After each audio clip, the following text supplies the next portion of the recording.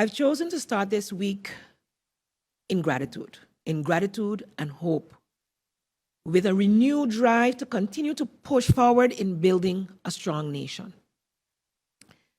The corporate governance conference that we held over the weekend, Friday and Saturday, was well attended, and it proves to me and to all in attendance, as well as to all who may have read the broadcasts about that our people, our own people here on St. Martin, have an interest, that all of them who are in supervisory or management functions or aspiring to be are eager to learn, to grow, and to serve St. Martin.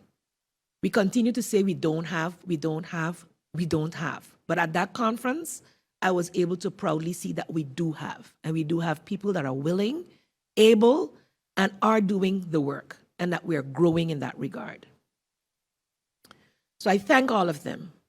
And then the dialogue over the weekend on our slavery past, on the steps that we as a country collaboratively have to take to ensure that there is awareness of our history. And then listening to what is being, or what's happening now, shows even more why that is needed. The inclusion of all the voices and making sure that St. Martin is leading in any discussion related to negotiating reparations due to St. Martin as a result of a period of enslavement, the subsequent colonial system, some of which we still feel today. So I want to thank also all those who came out in numbers and filled the room to overflowing here at the government building, ensuring that any future dialogue has to be planned in a larger space.